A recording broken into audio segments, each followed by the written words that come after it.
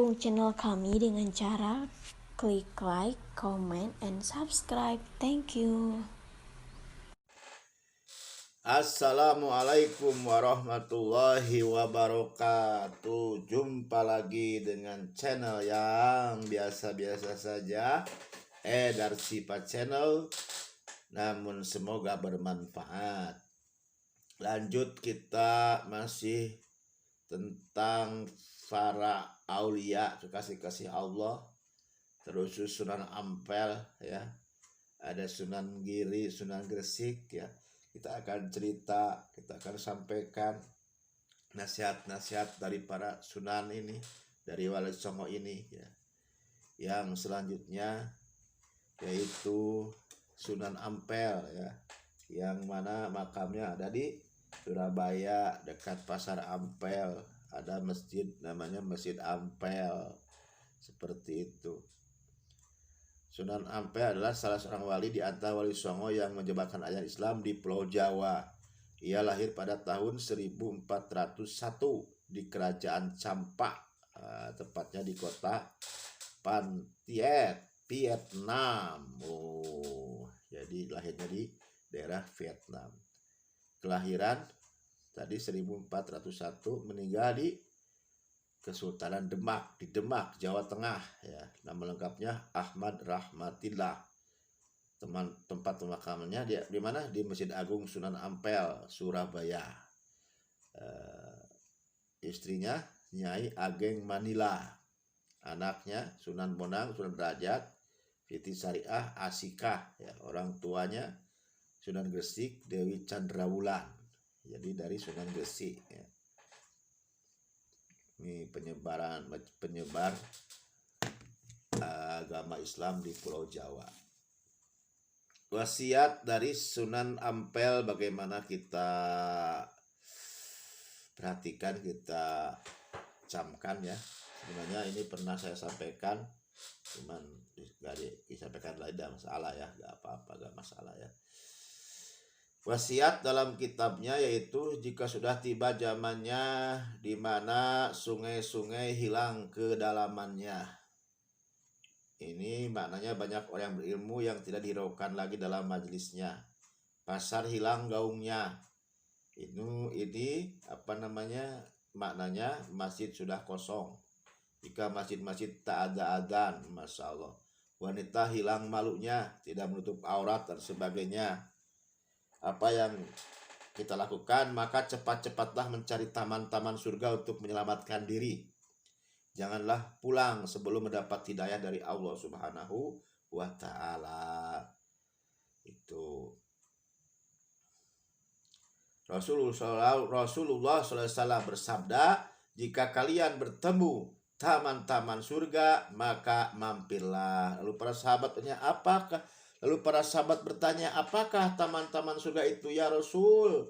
Taman-taman surga itu ialah majlis dzikir, majlis ilmu. Nah, kalau kita buat dakwah ya, berpegang kepada ajas dakwah, maka kita akan mirip dengan para pendakwah, dengan para nabi, dengan para sahabat ya, dengan wali songo. Karena mereka lah menjadi asbab hidayah kepada seluruh alam ya. Ini jadi dakwah. Ada juga wasiat dari wali songo itu ya, sugih tanpa banda, kaya tanpa harta. Artinya jangan yakin pada harta. Kebahagiaan bukan karena harta, tapi karena ilmu, agama, dan iman. Lalu yang kedua, ngeluruk tanpa bolo, menyerbu tanpa banyak orang, tanpa pasukan. Jangan, artinya jangan yakin dengan banyaknya jumlah ya. Jangan yakin dengan banyaknya pendukung. Jangan yakin dengan banyaknya umat di belakang kita, jamaah. Jangan merasa unggul dengan banyaknya jamaah. Tapi yakinlah dengan apa? Dengan pertolongan Allah Subhanahu wa ta'ala kepada kita. Yang ketiga, menang tanpa ngasorake. Nah, menang, unggul ya, tanpa merendahkan orang lain. Artinya dakwah jangan menganggap hina musuh ya. Berdakwah itu jangan menganggap hina musuh. Musuh kita.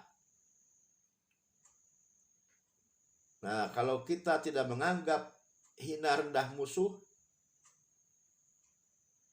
kita pasti unggul ya. Tapi jangan merendahkan orang lain, jangan sombong maksudnya. Yang keempat, mulia tanpa punggawa. Mulia tanpa punggawa, kemuliaan hanya dalam iman. Kemuliaan hanya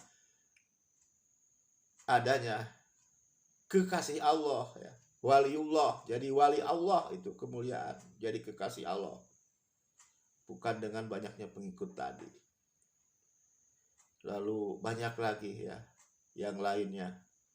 Yang intinya wasiat-wasiat dari para Sunan Wali Songo ini, para wali ini sangat luar biasa. Kalau kita resapi, kita hayati, kita praktekkan dalam kehidupan, ini akan menjadi suatu pedoman ya, suatu acuan untuk menjalani kehidupan ya. Yang tentunya pegangan dari kita ini Al-Quran dan Sunnah baginda Rasulullah SAW. Namun mereka para wali ini telah belajar ya, telah selesai belajar Quran, belajar Sunnah, sehingga ilmu yang mereka sampaikan ini adalah sudah matang ya. Tinggal makan kita ini ya. Kalau kita yang tidak punya ilmu Al-Quran, tidak punya ilmu hadis, menggali Quran, menggali hadis, ya mau nepi ya, mau bisa masuk ya.